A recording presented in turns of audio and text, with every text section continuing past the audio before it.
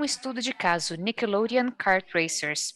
Venha participar da sessão para ouvir falar da Ben 10 Games, que os levou a criar vários jogos na bem-sucedida franquia Nickelodeon Kart Racers para várias plataformas, incluindo o Nintendo Switch. Este é um ótimo exemplo de como a equipe de desenvolvimento da América Latina conseguiu aumentar seus projetos e estúdios. Vamos dar as boas-vindas a Pitu Kong, produtora sênior da Ben 10 Games. Oi, Pitu, tudo bem? Fica à vontade, a tela é sua. Olá, pessoal, tudo bem? Boa noite. Já estou aqui, me avisem quando eu puder compartilhar a tela.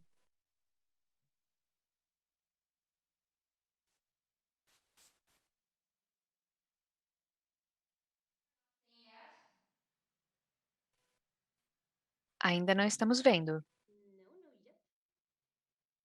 Ainda não? Ué, acho que não estamos recebendo sua tela. Pode tentar compartilhar de novo? Claro, só um segundinho, tô quase. Pronto, agora vocês veem, né? Sim, vemos sim. Ai, que bom, ótimo. Vou começar. Oi, pessoal, tudo bem? Obrigada por estarem aqui e por investirem um tempinho de vocês para ouvir a minha palestra. Eu sou a Pito Kong. Talvez alguns públicos que falam espanhol se lembrem dos pitufos. Para quem não fala espanhol, vocês podem tentar se lembrar do meu nome pensando no King Kong. Pronto, assim fica mais fácil. Vocês podem me encontrar nas minhas redes sociais como Pito Kong. Hoje em dia eu sou produtora na Bantam Games. Inclusive, eu estou aqui já faz uns 5 anos. Mas eu acho importante falar que eu gosto de videogames desde criancinha. Sempre foram uma parte da minha vida, desde que eu era pequena. Eu jogava Super Mario World e tentava zerar da forma mais rápida possível. Eu jogava com diferentes amigos, na casa de um monte de gente. E mesmo na faculdade, eu usava alguns jogos para as minhas tarefas. E é excelente quando a gente usa alguns desses jogos para fazer algumas tarefas desse tipo. Eu já trabalhei com a entrega de 7 jogos e já participei de mais de 10 Game Jams. Eu gosto de vários jogos diferentes, desde WoW até Journey. São jogos maravilhosos. Eu gosto basicamente de qualquer plataforma que me conte uma boa história. Mas acho que é o bastante sobre mim, não é? Deixa eu apresentar a vocês a equipe. Eu sei que vocês vão querer saber um pouquinho mais sobre a Benteng Games. E essa foto, claro, é de antes da pandemia, né? Quando a gente vivia na maior alegria. Muito bem, no momento, o estúdio tem mais ou menos 60 pessoas e nós estamos no mercado há quase 20 anos. Dentro desse tempo, nós trabalhamos para essas plataformas diferentes, com plataformas móveis, web, consoles e, claro, Nintendo Switch. A gente também trabalhou com vários grupos diferentes e vários projetos e IPs diferentes. Por exemplo, esses aqui são alguns dos projetos. Tem vários para consoles, tem Power Rangers. E hoje a gente vai falar do Nickelodeon Kart Racers, o 1 e o 2. Agora chega de introdução e vamos aquecer os motores. Primeiro eu vou compartilhar o trailer para vocês terem um pouquinho mais de contexto. Vamos dar play.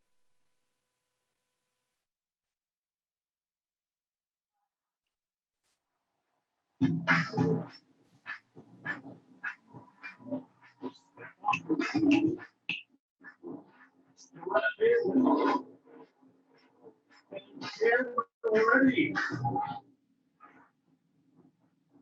Nickelodeon Kart Racers 2 Grand Prix. Test yourself against the ghost with the 28 slime-filled tracks. Choose any of your favorite Nicktoons racers. Challenge them online or on the couch. 70 Nickelodeon favorites. Build and customize your ultimate cartoon car. Speed through 5 all new. All your Nickelodeon favorites in one race. Fashion. Splendor.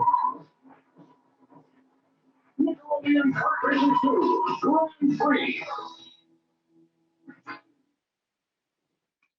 Okay, so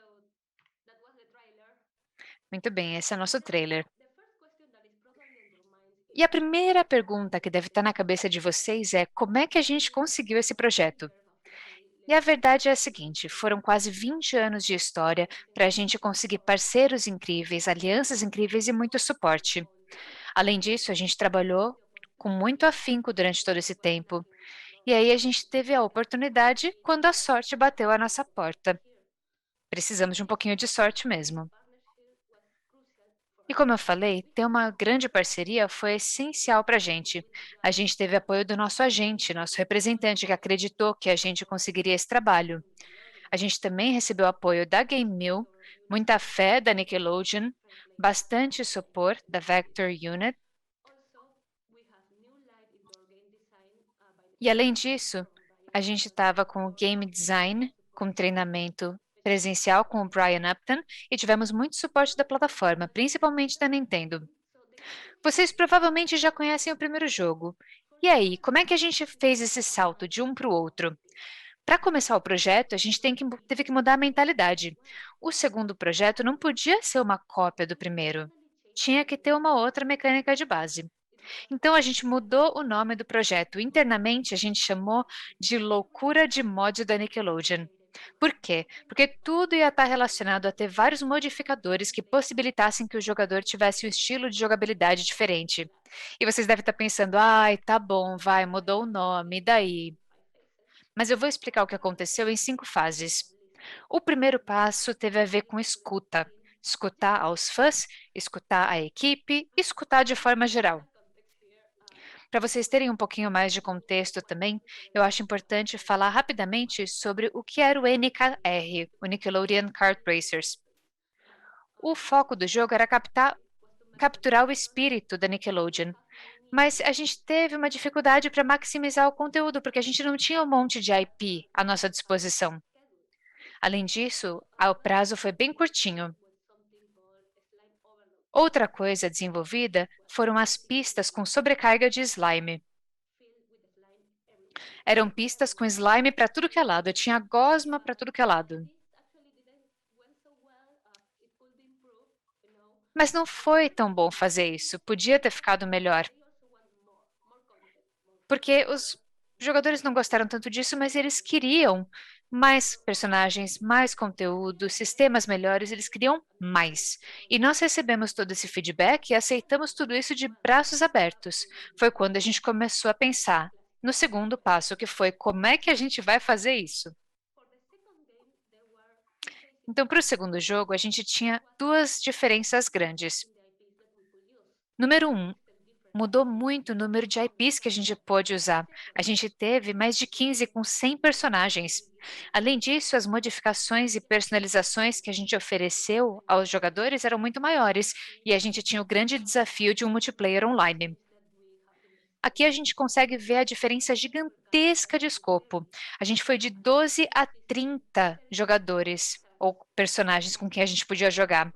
A gente também foi de um jogo sem NPC para 70 integrantes da equipe. Em pistas, a gente foi de 24 para 30, mas a gente só chegou em 24 porque toda pista tinha variações, uma normal, uma invertida e uma com sobrecarga de slime.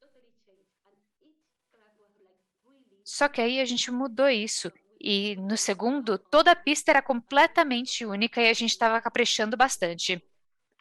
Também tinha o modo de desafio.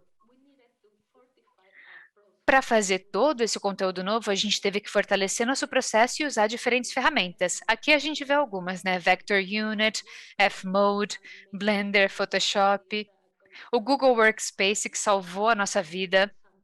E pense no Vector Engine, por exemplo. A gente modificou esse engine para trabalhar com uma forma nova da física, usando o Blender, que é um software de código aberto. Com essas modificações, a gente conseguiu melhorar muito a qualidade gráfica, sem perder performance nos consoles. A gente queria realmente oferecer uma experiência boa em todas as plataformas. Quando a gente olha o jogo no Nintendo Switch em comparação com qualquer outro console, a gente não vai sentir uma diferença grande entre eles. Então, depois de tudo isso no segundo passo, chegou a hora de botar a mão na massa e começar a preparar esse jogo. Uma das primeiras coisas que a gente precisou fazer foi melhorar os gráficos, e a gente tinha certeza disso. As modificações lá no Blender e com o Engine foram feitas justamente para isso. Aqui, olha só a diferença entre os dois jogos. Mas nem tudo tinha a ver com melhorar as coisas, colocando mais polígonos ou uma ultra resolução de altíssima qualidade, porque a gente precisava ter uma performance excelente em todas as plataformas. Então, os nossos principais testes de estresse foram para Nintendo Switch. Afinal de contas, é um jogo de corrida. A gente não quer ser atingido por uma coisa que a gente nem conseguiu ver. Isso tem que funcionar, seja no console, seja em outra plataforma, como um console portátil. Eu vou falar da melhoria visual em duas partes. A primeira tem tudo a ver com os personagens. A gente precisava sim de mais polígonos para os personagens, porque aí a gente colocaria mais detalhes. E a gente precisava de animações e expressões melhores. Para as animações, a gente escolheu uma abordagem engraçada em vez de realista. Por exemplo, a gente fez algumas mudanças de animações e a gente fez também os pulos. A gente colocou mais texturas, mais cores, mais detalhes, mais materiais, tanto para os carros quanto para os personagens. Mas, assim como para os personagens, os ambientes das pistas também precisavam de uma aparência melhor. Laterais melhores, cores melhores, animações melhores, mais vida de forma geral. O desempenho também precisava melhorar para minimizar situações ruins. Internamente, a gente dividiu as pistas em diferentes áreas e cada área tem suas configurações. A gente via como que a iluminação interagia com os personagens, por exemplo. Também mudamos a nossa forma de abordar o design das fases. Nós fizemos as fases, de certa forma, para dar ao jogador uma corrida em que pular era tão importante do que correr. E como você faz isso? Normalmente, quando faz um pulo, você precisa de velocidade. Mas no nosso game, você precisa encher a sua barra de slime. Lembre-se, slime é importante. Então, mais saltos significam mais tempo no ar. E mais tempo no ar significa um turbo maior e mais oportunidades de ultrapassar. E, claro, isso acaba recompensando mais o jogador. Falando sobre habilidades, isso foi parte de algo que nós chamamos de sistema de pilotos. O que significa isso? Basicamente, vocês têm uma lista enorme de parâmetros. O jogador pode escolher 3 tripulantes, além do motorista, claro. Um deles é o chefe. E ele te dá habilidades específicas sempre que a sua barra de slime aumenta. E a equipe precisa ser equilibrada para que os jogadores escolham diferentes membros. Então você pode ter um foco em velocidade, outro em direção, ou em ataque, ou em defesa. Então isso é uma nova categoria de estratégia que normalmente não é vista em jogos de corrida. Então tudo foi testado, mas aí de repente aconteceu uma coisinha chamada coronavírus, e aí a gente teve que fazer um plano totalmente diferente. Tivemos 2 problemas naquele momento. O primeiro é manter todo mundo em segurança. Então, a gente não poderia mais trabalhar presencialmente, o que foi difícil para a gente, porque a gente já estava trabalhando na empresa juntos há muito tempo. Os nossos processos e as nossas ferramentas não estavam preparados para a Covid. Mas conseguimos. O segundo problema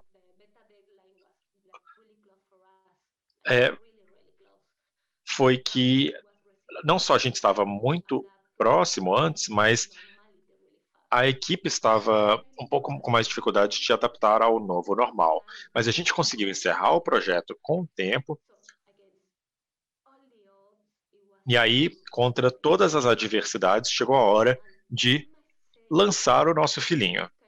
E eu preciso dizer que esse tipo de resenhas, depois de todo o estresse, toda a expectativa com a pandemia, foi algo muito emocionante para mim e para toda a equipe, porque a gente realmente acreditava nessa ideia do sistema de equipe e que isso traria uma novidade ao gênero que já é um pouco padronizado de jogos de corrida.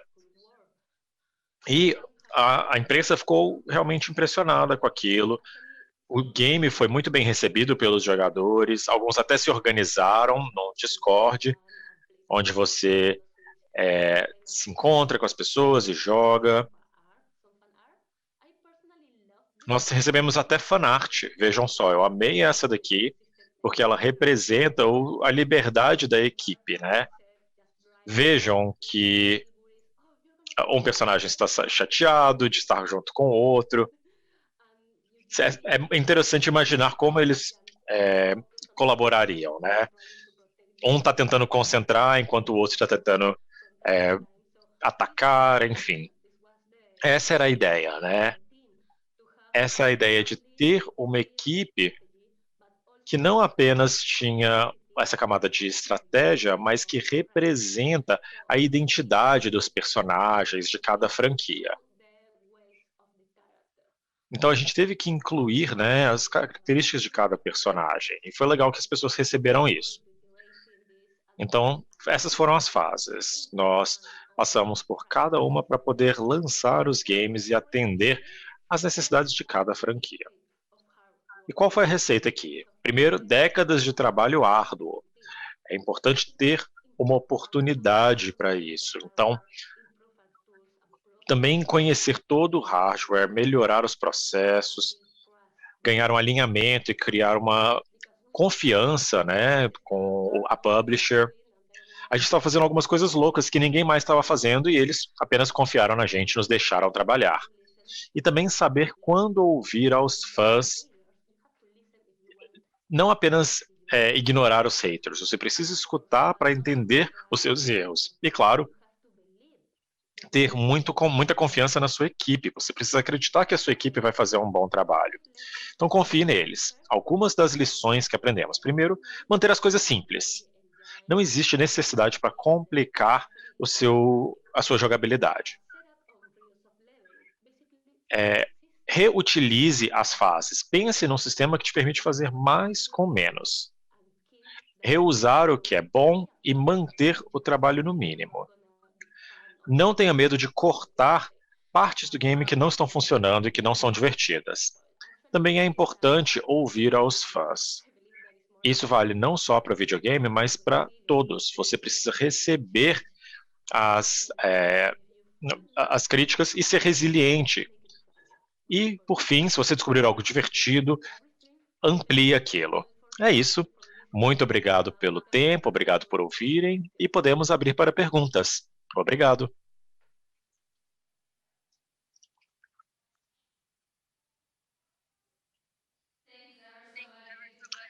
Muito obrigada, Pito.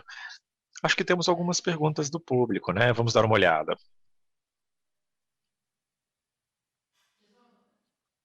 Um momentinho.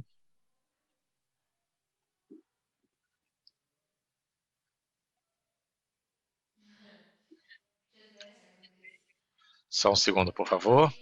Ah, perguntaram o que foi mais legal no processo de criação do game.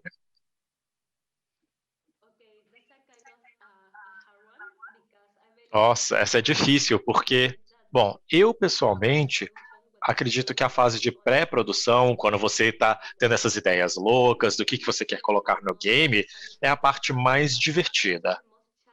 Mas ela também é o maior desafio, porque você tem uma agenda, né, que não é muito grande. Você precisa experimentar essas coisas para ver se elas são divertidas ou não.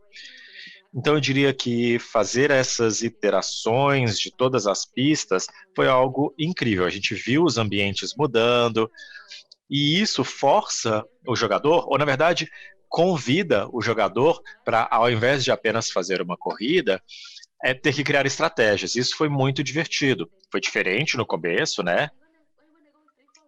Muita gente queria só seguir reto, mas enfim, a gente tinha que virar, né? Era importante adaptar o seu estilo. Então eu gostei muito disso, né? Eu gostei do desenvolvimento das pistas. Incrível. Acho que temos mais uma pergunta, né? Só um minuto.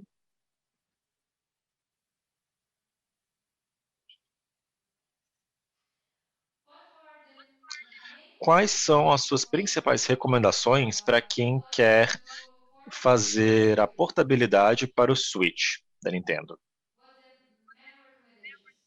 Qual é a sua principal recomendação para isso? Bom, a minha principal recomendação aqui é ter um plano de otimização. A otimização é importante.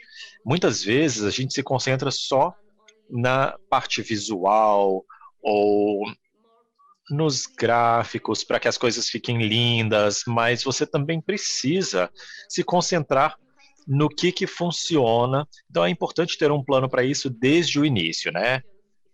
Não postergar essas decisões é muito importante para que você tenha uma boa performance para o seu game.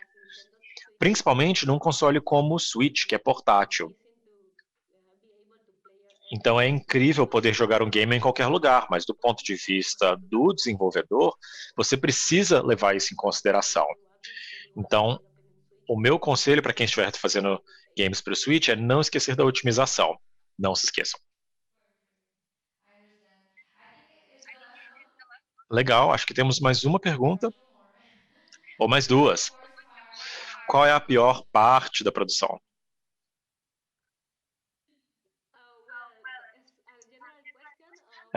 Bom, é uma pergunta em geral ou para esse game? Vejamos, eu acredito que um líder que participa da produção às vezes não gosta da incerteza que as coisas trazem. Tem muitas coisas quando você está começando um projeto que não ainda estão definidas. Você precisa criar um plano, né? A gente sempre precisa descobrir o que a gente vai fazer, quando, qual o prazo, mas você não pode fazer um plano completo desde o início. Então eu diria que esse momento no início provavelmente é a parte mais difícil. Mas isso realmente é uma sensação muito boa quando você consegue fazer isso com flexibilidade para você ter uma decisão melhor no momento certo. Então saber no início, não saber no início, na verdade, é o mais difícil, né? Pelo menos para mim, mas acho que para outras pessoas seria diferente.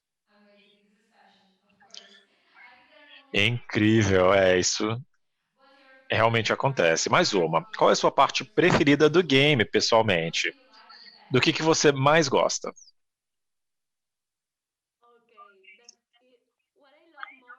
Bom, o que eu mais amo é o Rocco. Eu amo o Rocco, ele é o meu principal. Em termos de pistas, eu gosto muito de Atlântida. Eu também gosto do Humbug House, são as minhas preferidas. E correr com o Rocco nelas é impressionante, é muito legal. Um desafio que eu gosto muito é o modo insano. E isso só aparece depois que você ganha todos os outros modos, né? Você só destrava depois de um tempo. Então, esse modo insano, essas pistas e o Rocco são as minhas partes preferidas. Eu amo ele. Muito bem. Você quer se despedir? Bem, muito obrigado, pessoal. Obrigado por estarem aqui, obrigado pelo convite. E vamos continuar jogando. É incrível. Perfeito. Obrigada, Pito. Foi incrível. Voltamos daqui a 5 minutinhos. Fiquem com a gente. Big Festival 2021, o maior festival de games de criação da América Latina.